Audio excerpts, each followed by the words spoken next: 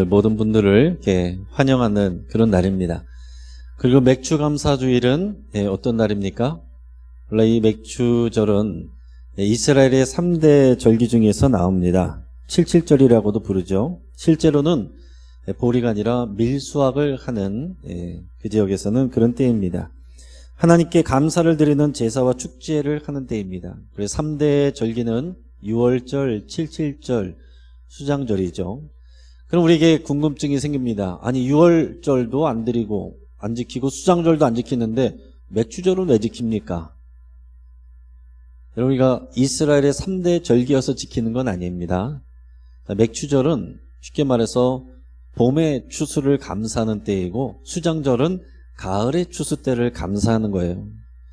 자, 그러니까 하나님이 이스라엘의 3대 절기를 주신 이유는 뭐냐면 1년 내내 하나님이 은혜 주시고 공급하신다는 것을 믿고 하나님께 감사드리는 그 믿음 가운데 살라는 것입니다. 우리를 지켜주시고 은혜 주시고 살게 해주신 것은 다른 신이 아니라 여호와 하나님이시라는 것을 기억하라는 거예요. 그래서 우리는 보리든지 밀이든지 그게 중요한 것이 아니라 지난 상반기 동안 하나님께서 우리를 지켜주셨습니다라는 믿음의 고백을 가지고 하나님께 감사를 드리는 게 오늘 맥주감사절이다, 이렇게 생각하시면 되겠습니다. 가을에는 우리가 추수감사절을 통해서 우리가 또 감사를 나누고요. 오늘 여러분들께서 이 맥주절을 통해서 하나님께서 지난 상반기 동안 나를 지켜주신 게 없다, 내게 해주신 게 없다, 이렇게 하면은, 감사드릴 게 없다 하면은 감사 안 드리셔도 되겠습니다. 그러나 여러분, 우리가 오늘 우리에게 생명 주시고 은혜 주시고 우리의 두 발로 주님 앞에 나온 것 다 하나님의 은혜입니다. 자, 여러분 모두가 하나님 앞에 풍성한 은혜와 감사를 드릴 수 있기를 주의 이름으로 축복합니다. 제가 감사를 생각하면, 이런 감사절기가 되면 이스라엘 백성들은 하나님 앞에 찬양하며 나갔습니다. 그런 모습을 노래하는 그 시편 100편의 말씀이 항상 떠오르는데요. 시편 100편 4절 말씀 한번 읽어보겠습니다. 감사함으로 그의 문에 들어가며 찬송함으로 그의 궁정에 들어가서 그에게 감사하며 그의 이름을 송축할지어다. 아멘. 이 맥주절과 같은 추수감사 때가 되면 이스라엘 백성들이 전국에서 모여서 예루살렘 성전으로 들어갑니다. 근데 들어갈 때 그냥 들어가는 게 아니라 기쁜 마음으로 감사드리면서 찬송 부르며 주의 전으로 들어가는 거예요. 오늘 여러분들께서 이 예배당 가운데 나오실 때 어떤 표정과 어떤 마음가짐으로 나오셨는지 한번 생각해 보시기 바랍니다. 이 장면을 생각해 보세요. 감사함으로 가득 차서 기뻐하면서 큰 소리로 찬양하며 주의 전에 성전의 문으로 들어오는 그 사람들의 모습이 얼마나 아름다운 모습이겠습니까? 자, 그런데 시간이 지나서 예수님은 이제 이 성전 문이 아니라 더 좋은 문으로 들어오라고 말씀하셨습니다. 구약시대에는 이 예루살렘 성전 문으로 들어가서 하나님을 만났다면 이제는 더 새로운 문으로 이제 우리가 들어가게 되었어요. 이제 예루살렘 성전은 다 무너지고 없습니다. 그러나 이 문은 영원히 사라지지 않는 우리에게 생명의 문이 됩니다. 오늘 본문 말씀 요한복음 10장 7절에서 9절까지 말씀을 읽어보겠습니다. 그러므로 예수께서 다시 이르시되 내가 진실로 진실로 너에게 말하노니 나는 양의 문이라. 나보다 먼저 온 자는 다 절도요 강도니 양들이 듣지 아니하였느니라. 내가 문이니 누구든지 나로 말미암아 들어가면 구원을 받고 또는 들어가며 나오며 꼴을 얻으리라. 아멘. 자, 예수님은 스스로를 양의 문이라고 말씀하셨어요. 우리는 양입니다. 그래서 이 양의 문으로 들어가서 들어오고 나오며 하나님의 은혜의 꿀을 먹는 것입니다. 예전에는 예루살렘 성전에서 하나님을 만났지만 이제는 예수 그리스도를 통해서 그의 몸 안에서 이 교회에서 하나님을 만나는 것입니다. 그런데 8절에서 보면 내 앞에 온 사람들은 다 절도요 강도다, 그렇게 얘기했습니다. 예수님 앞에 내가 메시아다, 구원자다 라고 했던 사람들이 있어요. 나라의 영웅들이 있었습니다. 그렇지만은 정말로 이스라엘 백성들에게 영생을 주는, 생명을 주는, 구원을 주는 사람들이 아니었습니다. 그리고 그 당시에 바리새인들, 이런 사람들은 율법을 연구해서 이스라엘 백성들을 가르치는 사람이었지만 진리를 제대로 가르치지 못했고 오히려 율법으로 백성들을 무겁게 하고 죄책감에 사로잡히게 만들었습니다. 그리고 그들 자신은 양의 문으로 나오지 않았어요. 예수님을 믿지 않았습니다. 오늘날에도 마찬가지입니다. 세상에는 좋은 학문들 그리고 수많은 영웅들이 있습니다. 그러나 그러한 지식과 영웅들이 저와 여러분들을 구원하는 게 아닙니다. 영생을 주는 게 아니에요. 오직 예수 그리스도, 양의 문 대신 예수 그리스도에게로 나가서만 하나님이 주시는 그 생명과 은혜를 받아 누릴 수가 있는 것입니다. 이 모두 환영한 데이 때는 제가 특별히 아직 믿음이 없으신 분들과 또 아직 초신자분들에게 초점을 맞춰서 설교한다고 그랬습니다. 그래서 복음 설교, 전도 설교를 중심으로 한다고 이제 말씀을 드렸어요. 아직 믿음이 없으시거나 초신자들은 이 맥추감사절 설명을 해도 이게 와닿지가 않습니다. 일단 양의 문을 통과하고 하나님과의 관계가 시작이 돼야 이 말씀이 의미가 있는데 평상시에 우리의 예배는 이미 양의 문을 통과한 사람들을 대상으로 우리가 그 내용들이 예배의 내용들이기 때문에 아직 믿음이 없거나 초신자이거나 예배 자리에는 나와 있지만 아직 내 믿음이 없으신 분들은 이게 와닿지 않는 경우들이 많이 있습니다. 근데 사람들이 이 양의 문으로 들어가려고 해도 예수님을 믿고 싶어도 장애물들이 있어서 그 장애물을 넘어가지 못하는 경우들이 많이 있습니다. 자, 첫 번째 장애물은 크게 세 가지가 있는데 교인들이에요. 자기 주변에서 만났던 교인들, 무례하고 또 그리고 가식적이고 위선적인 그런 교인들을 보면 그 사람들을 보면 내가 교회 가고 싶은 마음이 안 난다. 그래서 전도가 안 되는 그런 분들이 많이 있습니다. 또 하나는 이해되지 않는 내용들, 교회에서 말하는 내용이 이해가 되지 않는다는 거예요. 어떤 분들은 이해되지 않아도 믿는 분들이 있어요. 그러나 어떤 분은 이해가 되어야만 믿음이 생기는 분들이 있습니다. 근데 교회에서는 무조건 믿어라. 나는 이해가 안 되는 다른 분들은 아멘하고 은혜 받는다 그러면 말도 못하고 또 마음은 열리지 않고 그런 경우들이 있습니다. 또 세 번째로 개인적인 고통들, 또 내적으로 외적으로 내가 잘못해서든지 불강력적인 재난이든지 내가 가지고 있는 아픔과 상처, 고통 때문에 하나님께로 나가지 못하는 분들이 있어요. 오히려 그것 때문에 나오는 분들도 있지만 그것들 때문에 막혀서 나오지 못하는 분들도 있습니다. 특히 초신자들은 이런 장애물이 되는 의문점들을 많이 가지고 있습니다. 그런데 교회에서는 이런 얘기를 또 물어보기도 좀 그렇고 누가 대답해 줄 사람도 별로 없습니다. 그래서 제가 모두 환영한 데이 때는 그러한 질문들에 대해서 좀 해소하는 그런 시간들로 가지려고 합니다.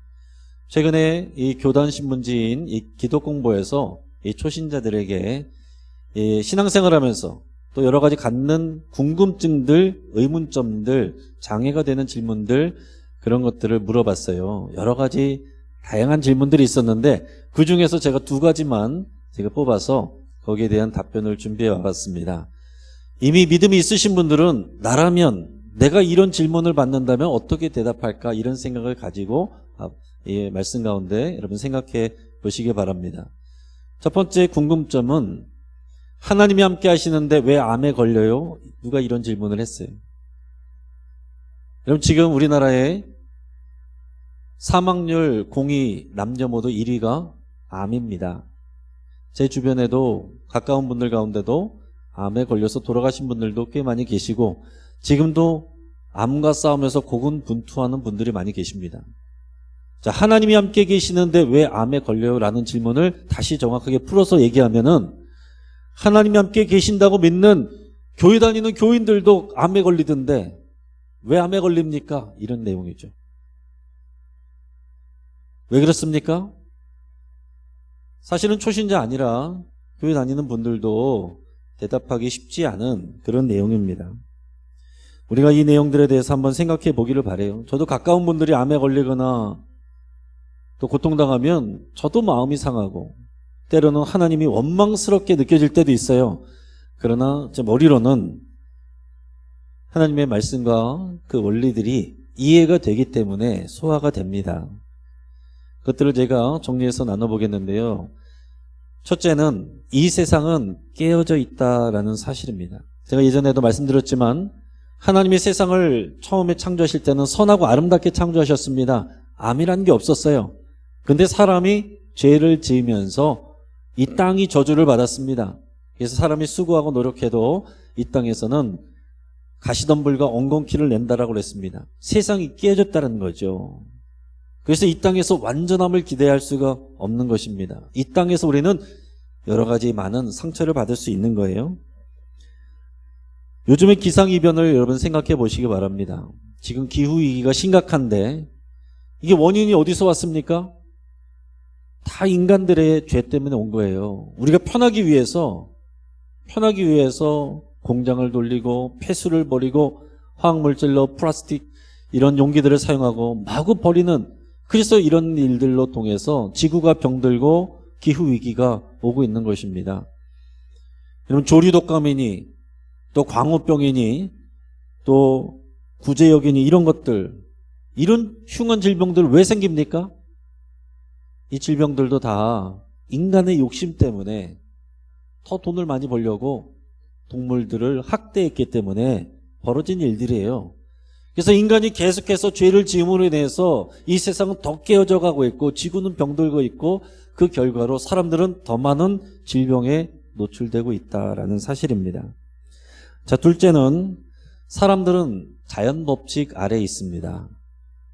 잠언 30장 33절에 보면 현대인 성경으로 읽으면 이렇습니다. 우유를 저으면 버터가 되고 코를 비틀면 피가 나는 것처럼 분노를 일으키면 다툼이 생긴다.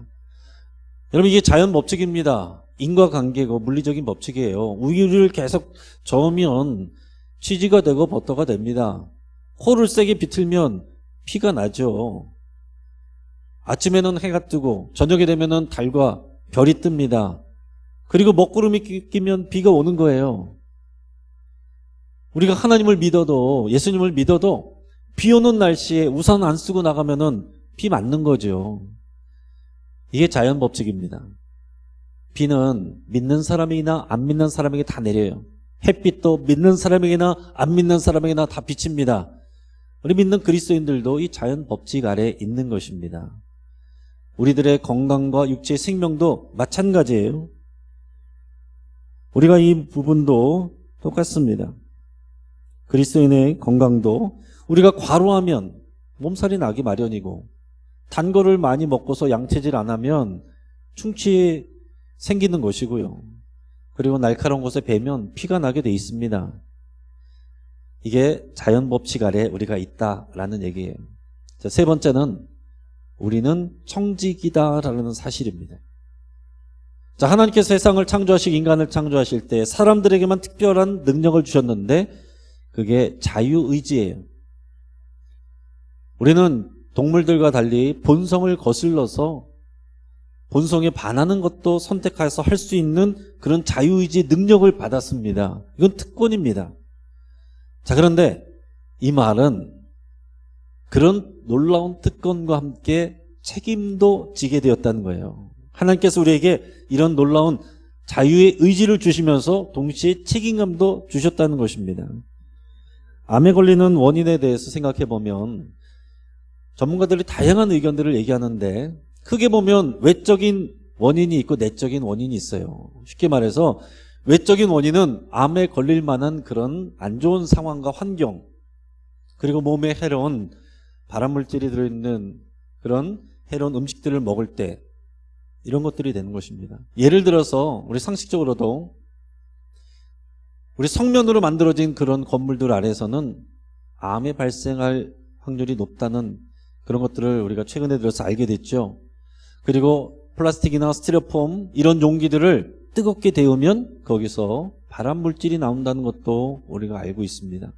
심지어 고기를 태운 부분을 먹으면 암에 걸릴 수 있다는 얘기도 이제는 상식처럼 많이들 알고 있어요. 이 외적인 원인들입니다. 내적인 원인들이 있어요.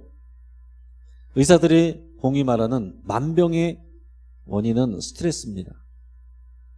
그러니까 우리가 스트레스를 받는데 스트레스를 관리 못하면요, 우리 몸이 약해져요. 그리고 그 스트레스 때문에 또 많은 사람들은 몸에 해로운 것들을 또 자꾸 몸에다 집어넣고 몸의 생활과 균형과 리듬이 막 깨져버려요. 암은요, 이걸 아셔야 됩니다. 외부에서 침입하는 박테리아나 바이러스에 의해서 전염되는 게 아닙니다. 이런 외적인 자극이나 내적인 자극에 의해서 정상적인 우리 몸의 세포가 비정상적으로 변환되는 게 암세포입니다. 어디서 갑자기 암세포가 들어와가지고 우리가 암에 걸리는 게 아닌 거예요. 우리가 외적인 상황과 내적인 상황을 청지기로서 잘 관리하지 못하면 우리 몸의 정상적이던 세포가 암세포로 바뀔 수가 있다는 것입니다. 그러니까 우리가 하나님의 선하신 창조 질서 안에서 외적인 상황과 내적인 상태를 청지기로서 잘 관리하고 지킨다면 암에 걸리지 않을 수 있겠죠. 그러나 이게 참 쉽지가 않습니다. 다시 말해서 우리가 청지기로서 지켜내야 된다는 거예요. 관리해야 된다는 것입니다. 우리에게도 책임이 있다는 거예요. 우리가 예수님을 믿어도, 하나님이 함께 계심을 믿어도 암에 걸릴 만한 해로운 환경 속에서 살면서 해로운 음식들을 먹으면서 스트레스를 우리가 스스로 관리를 못하면서 그냥 있으면 암에 걸릴 확률이 높은 거죠. 그래서 오히려 착한 사람들이 스트레스를 해결하지 못하고 꾹꾹 참고 있다가 큰 병 걸린다는 얘기가 괜한 얘기가 아닙니다. 그리고 여러분 이렇게 생각해 보시기 바랍니다. 그러면 그동안은 왜 암에 걸리지 않았는가? 그동안 나는 왜 암에 걸리지 않았는가?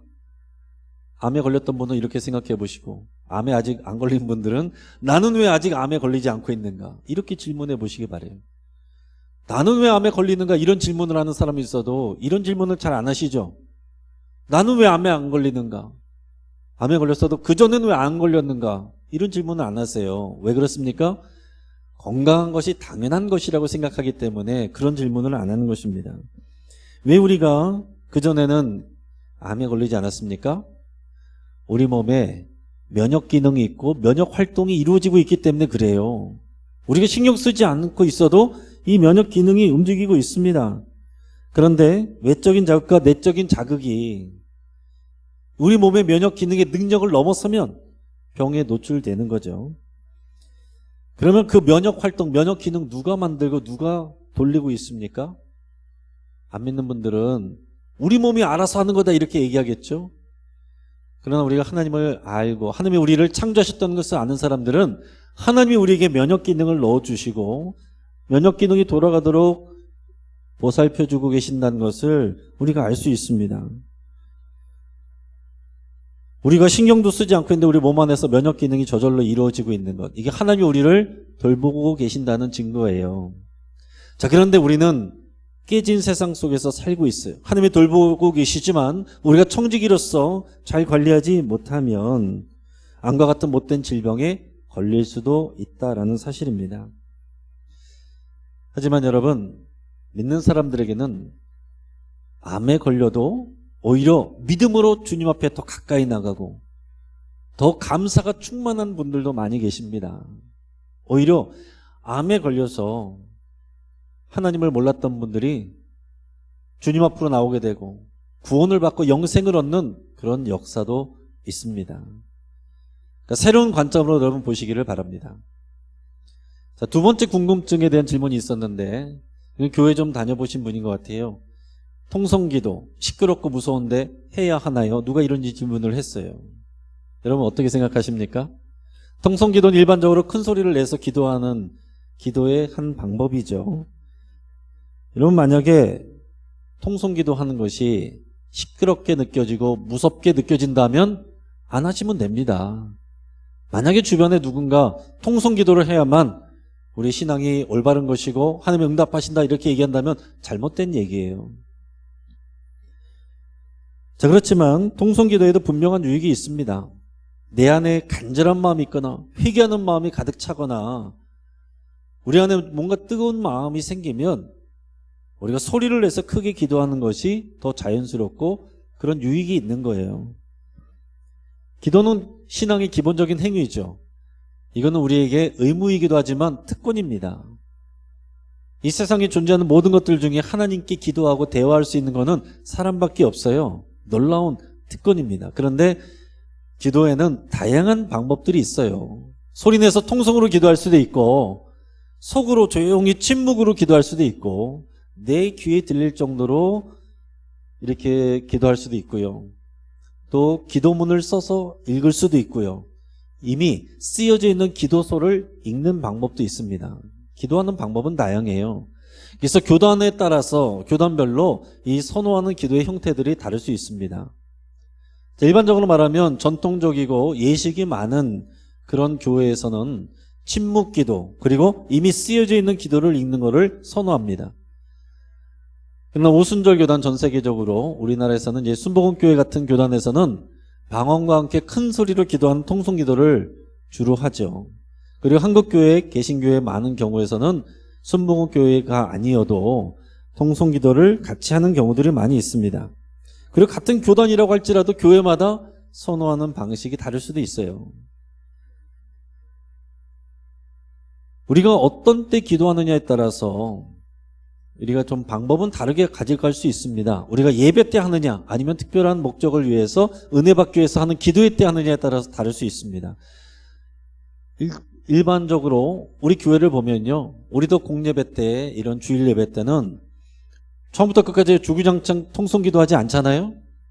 처음에는 침묵 기도도 하고 내 죄를 참여하면서 내 귀에 들리도록 조그맣게 기도하기도 하고, 마지막에는 우리가 합심해서 우리 기도를 하기도 합니다. 그게 다양하게 하는 거예요. 그러나 같이 기도해야 할 때, 어떤 은혜 받기 위해서 기도할 때, 그리고 어떤 특별한 목적을 위해서 기도할 때는 인도자의 요청에 따라서 우리가 합심해서 큰 소리로 기도하는 것이 유익이 있습니다. 그러니까 모임의 성격에 따라서 다른 기도 형태를 취할 수 있다는 거죠. 그리고 개인이 하느냐 공동체가 하느냐에 따라서 다를 수 있어요. 개인이 기도하는 거면 여러분 취향대로 하시면 됩니다. 자, 그런데 공동체에서 기도할 때 마찬가지로 특별한 주제의 목적을 가지고 같이 할 때는 인도자가 그렇게 요청하면 합심해서 기도하는 거, 소리내서 기도하는 게 더 자연스럽고 유익한 일이죠. 성경에 보면 성도들이 모여서 큰 소리로 부르짖어 기도하고 그때 하나님께서 구원해 주시는 그런 기록들이 많이 나옵니다. 예를 들어서 사사기에서 보면 이스라엘 백성들이 외국 이민족들이 막 침략해 들어왔을 때, 전쟁이 나서 위기에 처해 있을 때, 긴박한 상황에서 그들이 모여서 하나님께 부르짖어 기도하면 하나님이 사사들을 일으키어서 구원해 주시는 내용들이 반복돼서 나옵니다. 사사기 3장 9절 말씀 한번 읽어보겠습니다. 이스라엘 자손이 여호와께 부르짖음에 여호와께서 이스라엘 자손을 위하여 한 구원자를 세워 그들을 구원하게 하시니 그는 곧 갈렙의 아우 그나스의 아들 온니엘이라. 아멘. 자, 여러분, 급한 상황에서 도움을 요청하는 경우에는 조용하게 말하는 것보다 큰 소리로 부르짖는 것이 훨씬 자연스러운 일이겠죠. 그리고 회개할 때, 우리 안에 정말 회개하는 마음으로 간절하게 기도할 때는 자연적으로 우리 입 밖으로 소리가 나올 수 있어요. 우리 한국 기독교사에서 특별한 역사가 1907년에 그 부흥운동이었는데, 이때 평양 장대영 교회에서 여러 교단 교인들이 함께 모여서 많은 사람들이 모여서 사경회를 했습니다. 그런데 그 중에 어느 날 외국 선교사가 앞에 나와서 공개적으로 자신의 죄를 고백하고 회개했어요. 그러면서 함께 모여있는 성도들에게도 우리 같이 합심해서 기도합시다 이렇게 요청을 했습니다. 그때 거기 많은 사람들이 회개하기 시작했는데, 처음에는 조용하게 시작했다가 그 가운데 성령님이 임하시면서 다 같이 큰 소리로 기도하며 그 일이 평양 도시 자체를 변화시키는 놀라운 부흥의 운동이 시발점이 됐습니다. 그때 그 장면을 목격했던 미국의 존스라는 선교사님은 그때의 장면을 이렇게 묘사하고 있습니다. 어느 주일 아침 집회를 인도하던 선교사가 회중에게 합심 기도를 하자고 권하였다. 그 순간 성령께서 그들 가운데 직접 역사하셔서 1000명이나 되는 사람들이 한꺼번에 소리를 내서 기도하기 시작했는데, 점점 그 소리가 높아져 예배당 안을 가득 채웠다. 참으로 놀라운 것은 전혀 혼란 없이 마치 대규모 연주자들이 악보를 보고 연주하듯 그들의 기도 소리가 서로 하나가 됐다는 점이다. 1000명에 이르는 군중들이 모두 하나님을 향해 얼굴을 들고 한 목소리로 소리를 내서 기도하는 장면은 말로 표현할 수 없는 전율을 느끼게 했다. 참 아름다운 장면이었다라는 거죠. 근데 같은 장면을 보고 어떤 사람은 초상집에서 곡하는 소리 같았다 이렇게 표현한 사람도 있었습니다. 자, 그러니까 같은 상황을 보고서도 전혀 다르게 반응할 수 있다라는 거예요. 그래서 성경에 보면 부르짖어 기도하라고, 그리고 또 부르짖어 기도한다고 고백하는 그런 내용들이 많이 나옵니다. 자, 예를 들어서 예레미야서 33장 3절 읽어보겠습니다. 너는 내게 부르짖으라. 내가 내게 응답하겠고 내가 알지 못하는 크고 은밀한 일을 내게 보이리라. 아멘. 시편 3편 4절 말씀 읽어보겠습니다. 내가 나의 목소리로 여호와께 부르짖으니 그의 성산에서 응답하시는도다. 아멘. 그러니까 여러분, 큰 소리로 기도하는 것은 성경적으로 이상한 일이 아니고 일반적이다라고 할 수 있어요. 자, 그런데 우리가 통성기도하는 모습을 보면서 왜 시끄럽게 여기고 낯설게 여기고 또 무섭게 여길까? 경험해보지 않았기 때문에 그런 거죠. 그리고 또 뉴스나 또 영화 같은 매체를 통해서 이상한 사이비 단체나 이런 종교 이런 단체에서 막 열광적으로 막 미친 것처럼 이렇게 하는 그런 부정적인 이미지가 박혀 있어서 그렇게 생각하는 경우들도 있습니다. 여러분, 기도는 대화예요. 대화하는 방법은 스타일이 각자 다릅니다. 각자 다르게 스타일이 있는 거예요. 스타일이 안 맞으면 이상하게 느껴질 수도 있죠. 우리도 여러분 같이 여러 사람들이 모여서 대화를 해보면 어떤 사람 막 침을 튀기면서 열정적으로 막 얘기를 하는 사람이 있고 어떤 사람은 들릴 듯 말 듯 조곤조곤 얘기하는 사람들이 있어요. 누가 맞고 누가 틀린 게 아니라 스타일이 다른 것처럼 우리의 기도도 다른 스타일을 추구할 수 있다라는 얘기입니다. 또 통성기도가 이상하게 느껴지는 이유는 내가 기도하는 대상인 하나님께 집중하기보다는 기도를 하는 그 사람들에게 집중하고 있으면 이상하게 여겨질 수 있어요.